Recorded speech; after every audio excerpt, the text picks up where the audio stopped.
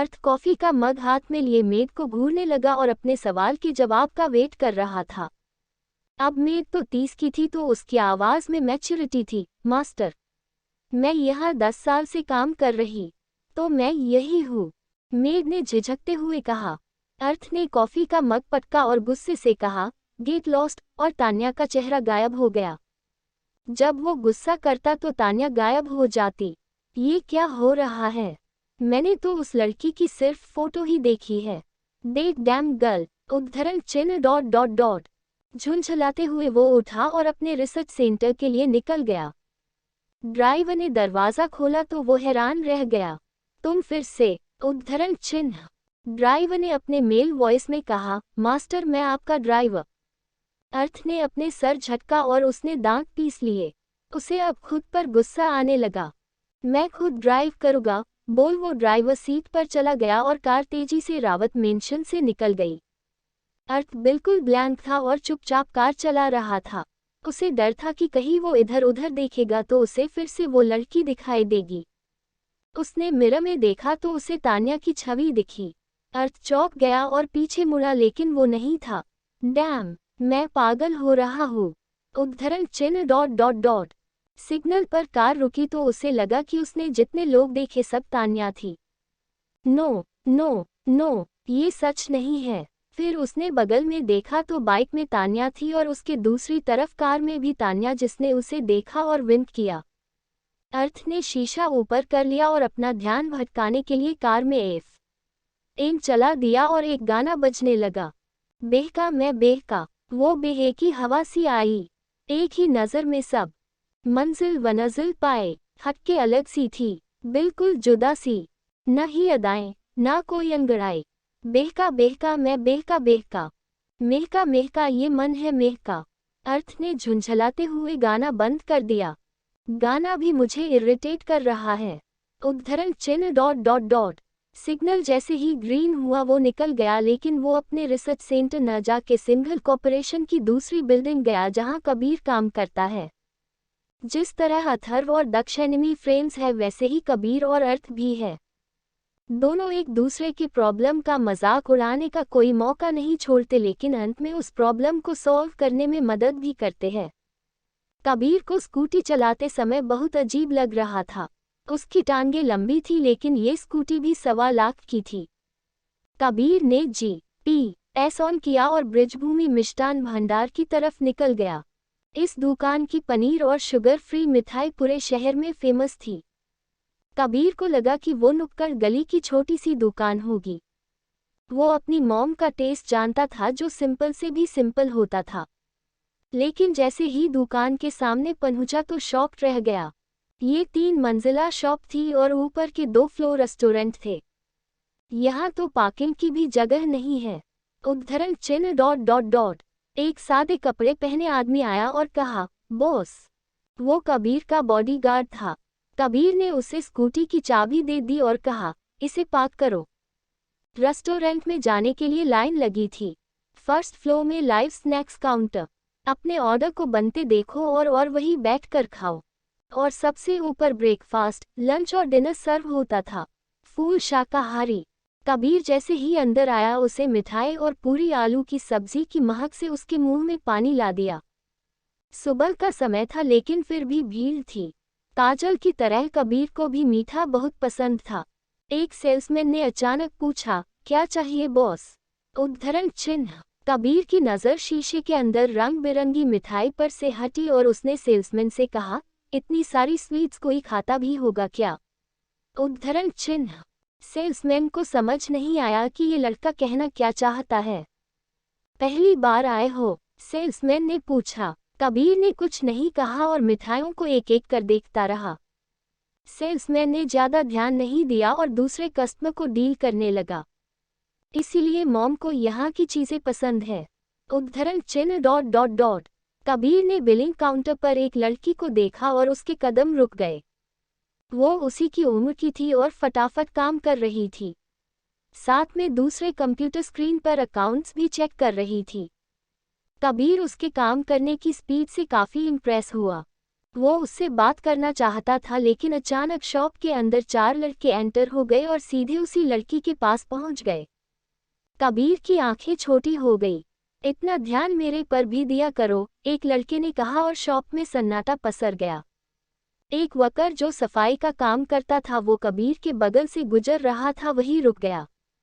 आ गए कमीने, वर्कर ने कहा। कबीर की भवें सिकुड़ गई और पूछा, कौन है ये लोग? उद्धरण चिन्ह, गुंडे हैं। इस एरिया के। दीदी से पैसे मांगने डेली आ जाते हैं, तो वो दे देती है। कबीर ने पूछा, तो क्या करे? नहीं देगी तो दुकान में तोड़ फोड़ करने लगेंगी तो कौन ग्राहक आएगा यहाँ? उद्धरण चिन्ह, तो क्या पुलिस कंप्लेन नहीं हुई? कबीर ने अपनी ठुड्डी रगड़ते हुए पूछा। पुलिस के ही तो गुंडे हैं। दीदी के पापा पुलिस में है और उनका ट्रांसफर हो गया, और जिसको जिसको उनसे दिक्कत थी वो सब दीदी और मैडम को तंग करते रहते हैं। ऐसा क्या? वर्कर ने अब जाकर अपने बगल में देखा तो राजकुमार जैसा दिखने वाला लड़का था, वो सकप का थोड़ा साइड हट गया। बात करते हुए भी कबीर की नज़र उस लड़की से नहीं हटी। वो उन लड़कों से बात कर रही थी, लेकिन सब बदतमीजी कर रहे थे। यहाँ तक कि उसे छूने की कोशिश भी कर रहे थे। ये देखते ही कबीर का दिल जल गया। उसकी मुठ्ठियाँ कस गई और वो आगे बढ़ा।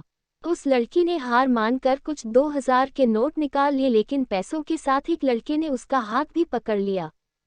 वो अपना हाथ छुड़ाना चाहती थी, तभी कबीर ने उस लड़के का हाथ पकड़ लिया और कहा, लीव। छोड़ मेरा हाथ। कौन है तू? उद्धरण चिन्ह। उस लड़की ने कबीर को देखा और देखती रह गई। उसकी काली आंखों में वो खो गई और उसे एहसास ही नहीं हुआ कि सिचुएशन कितनी खराब है। वो जमी हुई थी। मेरा हीरो, वो लड़की फुसफुसाए, लेकिन कबीर ने सुन लिया और भवें सिकोड़ते हुए पूछा, क्या आप चाहती कि ये सब दोबारा न आए? उद्धरण चिन्ह। उसने जोर से हाँ में सर हिलाया और उसकी बालों की लट उसके चेहरे में भी आ गई। कबीर को अचानक लगा, ये कितनी झल्ली है, बिल्कुल मॉम की तरह। उद्धरण चिन्ह। कबीर ने मुंह बनाते हुए अपनी सोच पर काबू किया और कहा, कैमरा ऑफ कीजिए। पहले उसे समझ नहीं आया और अगले ही पल वो जल्दी से मुड़ी और सारे CCTV ऑफ कर दिए। बिना कोई वार्निंग के वो लड़का कबीर को एक पंच मारने के लिए दूसरा हाथ उठाया तो कबीर ने उसे पकड़ लिया और उसकी पहले हाथ की कलाई तोड़ दी। फिर एक लात मारा और उसके घुटने की हड्डी भी तोड़ दी। कबीर ने बाकी तीनों को ऐसी ऐसी जगह मारा कि उनकी हड्डी टूट गई। चारों के चारों लगड़ाते हुए रेंगते हुए बाहर भाग गए। वो लड़की खुशी से कूदती हुई कबीर के सामने आई और उसका कंधा थपथपाते हुए बोली, वाह मेरे हीरो, तुमने तो कमाल कर दिया, लेकिन अगर वो दोबारा आए तो? उद्धरण चिन्ह। उसकी चमकती आंखों को देख कबीर न कई बार पलके झपकाए। उसकी मुस्कान देख कबीर को बहुत खुशी हुई। अगले 3 महीने तक तो वो नहीं आएंगे। मैं टीना, और तुम? टीना ने अपना हाथ आगे बढ़ाकर हाथ मिलाने के अंदाज में पूछा। कबीर किसी अनजान से न ही बात करता और न ही टच, लेकिन इस बार कबीर ने टीना से हाथ मिलाया और कहा, कबीर तुम यहाँ क्या लेने आए थे? टीना ने पूछा।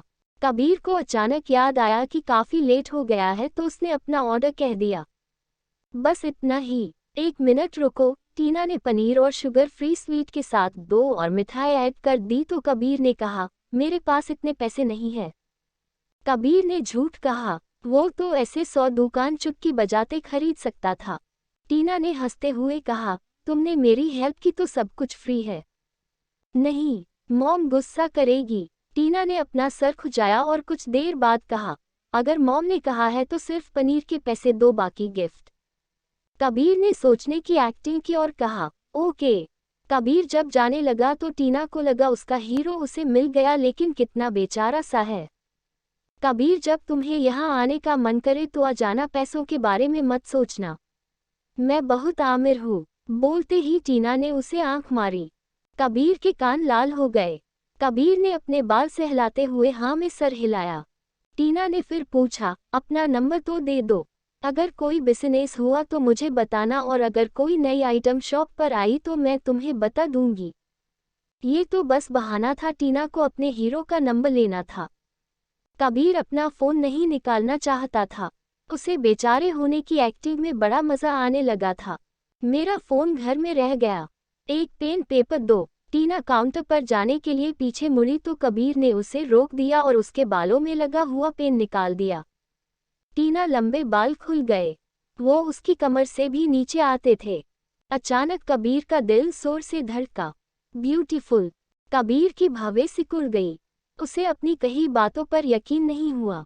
पेन उसके हाथ से गिर गया और जब टीना पेन उठाने झुकी तो कबीर बिजली की तेजी से भाग गया।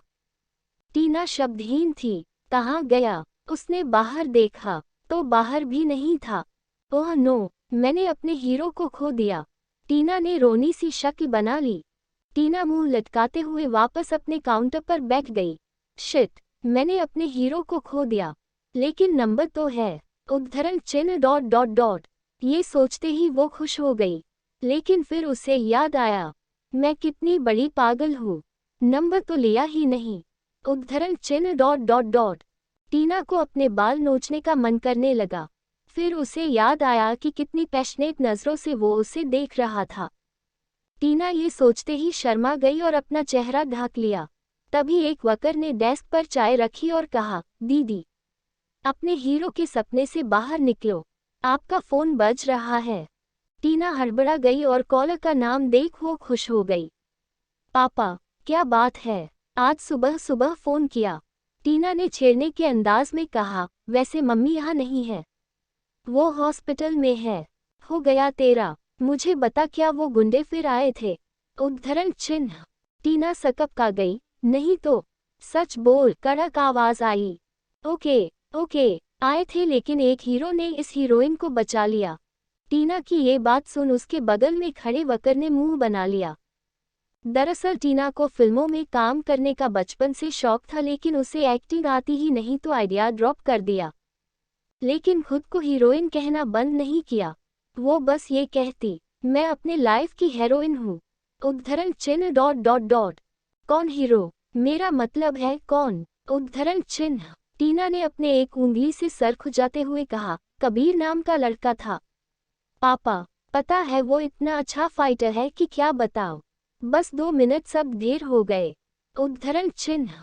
अच्छा ठीक है लेकिन संभल कर रहना और किसी से डरने की जरूरत नहीं। मैं अपने एक कलीग को कहता हूँ तुम्हारी हेल्प के लिए। येस पापा, आखिर मैं 10 समीर प्रजापति की बेटी हूँ तो बहादुरी तो मेरे अंदर अपने आप भरी है। मैं नहीं डरती किसी से। समीर दूसरी तरफ से मुस्कुराया और बाय बोल फोन रख दिया। टीना प्रजापति, समीर और निधि जो एक अनाथ लड़की थी, दोनों ने शादी की। टीना का छोटा भाई भी है जो उससे 2 साल छोटा है और वो हॉस्पिटल में है। पता नहीं क्या और कैसे हुआ, जब उसका इलाज हुआ तो वो कोमा में था।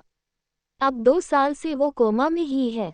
निधि आधा दिन अपने बेटे सागर के साथ बिताती और फिर टीना के साथ उसका हाथ बटाने शॉप पर आ जाती। टीना ने अकाउंट्स बुक देखा और खुद से कहा, मुझे एक नए अकाउंटेंट की जरूरत है। ये देखो कितना कमीना है, मेरे मेहनत की कमाई अपने जेब में डाल रहा है और ऊपर से अच्छी खासी सैलरी भी लेता है। उसने तुरंत एक एजेंसी को फ़ोन किया और अच्छे अकाउंटेंट ढूंढने को कह दिया। अर्थ ने झुंझलाते हुए अपनी कार की चाबी वैलेट की तरफ फेंक दी और दंदनाते हुए अंदर चला गया। वो यहाँ अक्सर आता था तो किसी ने उसे नहीं रोका, लेकिन रिसेप्शन उसने शोर सुना तो और ज़्यादा झुंझला गया। अरे मैं आपसे कितनी बार बोलूं, मुझे मिस्टर सिंघल से नहीं सार्थक से मिलना है। क्या इतनी सब बात समझ नहीं आती? वो मेरे भाई है। रिसेप्शनिस्ट ने कहा, वही तो मैडम, मैं भी यही कह रही हूँ कि असिस्टेंट सर से मिलने का बहाना कर बॉस तक पहुँचने की कोशिश करते हैं। रिसेप्शनिस्ट ने अर्थ को आते देखा तो वो खड़ी हो गई और उसे ग्रीट किया। लेकिन अर्थ का ध्यान तो उस आवाज़ पर था जिसे उसने कल सुना था और उस समय से लेकर अभी तक उसे पागल किए जा रहा था। तान्या ने पीछे मुड़कर देखा तो लगभग उसी की उम्र का लड़का जिसकी बड़ी बड़ी काली आंखें थी उसे देख रही थी। वो थोड़ा नर्वस हो गई और यहाँ वहाँ देखने लगी। वो सच में बहुत हैंडसम था, इसीलिए तान्या और नर्वस हो गई। लेकिन अर्थ ने अपनी नज़रें नहीं फेरी, क्योंकि उसे लगा कि कहीं फिर से सपना तो नहीं देख रहा। वो धीरे धीरे आगे बढ़ा तो तान्या पीछे होने लगी। रिसेप्शनिस्ट को समझ नहीं आया कि ये हो क्या रहा है। अर्थ ने अपनी उंगली उठाए और तान्या की तरफ बढ़ने लगा। तान्या से घबराते हुए कहा, हे, क्या कर रहे हो आप? अर्थ ने नहीं सुना और फाइनली उसकी उंगलियों ने तान्या के सॉफ्ट गाल को टच किया। आहा, तुम असली हो, बोल। अर्थ हंसने लगा। तान्या को पता नहीं क्यों लगा कि अर्थ की दिमागी हालत ठीक नहीं। ऑफ कोर्स मैं असली हूँ, मैं कोई क्लोन नहीं। अर्थ ने तान्या को हंसते हुए देखा और सर हिलाते हुए ताली भी बजाने लगा। रिसेप्शनिस्ट के साथ साथ बाकी के एम्प्लॉय भी अर्थ को इस हालत में देख हैरान रह गए। तान्या ने धीरे से रिसेप्शनिस्ट से कहा, मैं बाद में आऊंगी, सार्थक भैया को बता देना। वो अपना बैग पकड़े धीरे धीरे खिसकने लगी। चल तानी, निकल यहाँ से, ये कोई बहुत बड़ा पागल लगता है।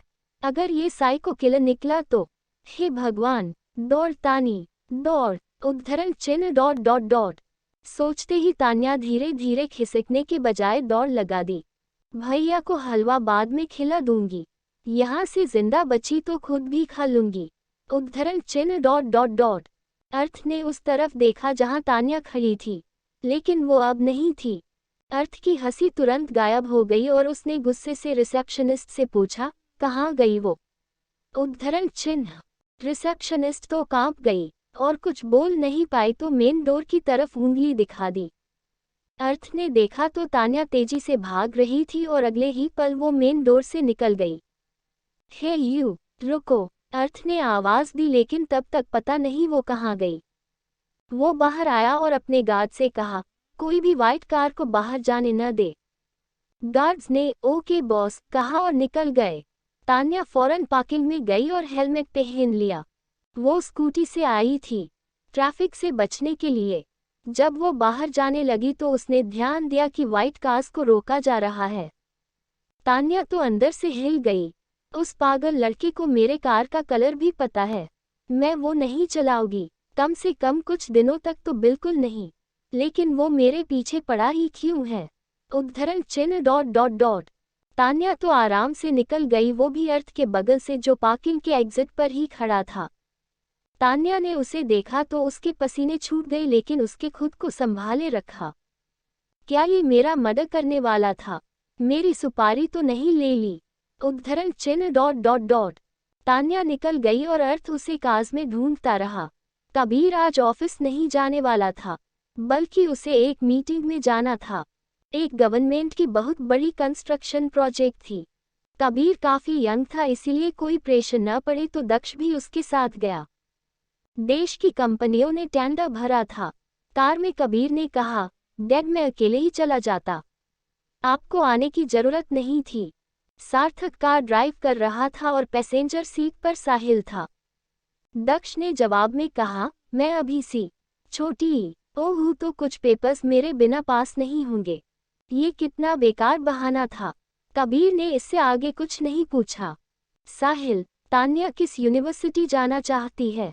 दक्ष ने टैब में काम करते हुए पूछा। रावत मेडिकल स्कूल, साहिल ने आगे देखते हुए कहा। सार्थक को मन ही मन अपनी बहन पर प्राउड फील हो रहा था। गुड, ऑल द बेस्ट, दक्ष ने कहा। तभी साहिल के मोबाइल में मैसेज आया। ये एक आइटम के खरीदने का मैसेज था जो दक्ष ने लिया तान्या के लिए। साहिल ने देखा कि ये एक लग्जरी रिस्ट वॉच है। थैंक यू बॉस, तान्या को बहुत पसंद आएगा। कुछ देर में सब पेंटागन पहुंच गए जहां टेंडर खोला जाना था। सार्थक ने सारी डॉक्यूमेंट्स पकड़ा हुआ था जो एक टैब में थी, और साहिल से कहा, आप सब बैठिए, मैं कुछ फॉर्मेलिटीज पूरी करके आता हूँ। दक्ष का प्रेजेंस इतना स्ट्रांग था कि कमजोर दिल वाले उसे सर उठाकर देख भी नहीं सकते थे। अब तो हो गया, सब खत्म। सिंघल कॉर्पोरेशन तो ठीक था, लेकिन मिस्टर सिंघल का आना तो रिजल्ट फिक्स है। मैंने दक्ष सिंघल को कभी नहीं देखा। हटो, मुझे देखने दो। अरे वो तो कबीर सिंघल है ना, सिंघल फैमिली का प्रिंस। क्या उसे मेरी बेटी पसंद आएगी? उद्धरण चिन्ह। यहाँ तो मित्तुलस भी आए हैं ना, दोनों के बीच बड़ी राइवलरी है। तो फिर कौन जीतेगा? उद्धरण चिन्ह ... इन सब गॉसिप के बीच दक्ष, कबीर और साहिल अपनी जगह पर जाने लगे। उनके टेबल के बगल में ही मित्तल्स का टेबल था। अशोक मित्तल, मित्तल ग्रुप का छोटी ओ ने दक्ष को देखा और टेढ़ी स्माइल के साथ मुंह फेर लिया। उसी तरह आलोक मित्तल, जो कबीर से 2 साल सीनियर था, कितनी कोशिशें करता लेकिन कबीर को कभी हरा नहीं पाया। वो आज सोचकर आया था कि डील को अपने नाम करके रहेगा। इसके लिए उसने डर्टी गेम्स भी खेलना शुरू कर दिया। लेकिन उसे क्या पता सिंघल एक अंडरवर्ल्ड फैमिली है और कबीर अंडरवर्ल्ड किंग, जो वो ध्रुवी के साथ शेयर करता है। कुल 26 टेंडर भरे गए थे, जो एक एक करके सरकारी ऑफिसर्स ने खोलने शुरू किए, लेकिन उनमें से मित्तल्स का नाम नहीं था। अशोक मित्तल की टेढ़ी स्माइल अब बिगड़ गई और उसने चिल्लाते हुए कहा, ऑफिसर्स, हमारा यानी मित्तल्स का टेंडर आप लोगों ने नहीं खोला, क्योंकि वो यहाँ नहीं है, एक अफसर ने कहा। अशोक मित्तल का एक्सप्रेशन और बिगड़ गया। उसने एक फाइल देते हुए कहा, इसमें रिसीप्ट है और टेंडर की फोटोकॉपी भी। एक स्टीवर्ट ने वो फाइल ली और हेड अफसर को दे दिया। उसने सारी इंफॉर्मेशन चेक की और कहा, रिसीप्ट में गवर्नमेंट सील नहीं है तो ये नकली है। अशोक मित्तल को तो जैसे हार्ट अटैक ही आ गया। आलोक ने अपने पिता को संभाला और कहा, इम्पॉसिबल, हमारा एक एम्प्लॉय खुद गया था, आप अपने ऑफिस के कैमरा क्यों नहीं चेक करते? उद्धरण चिन्ह।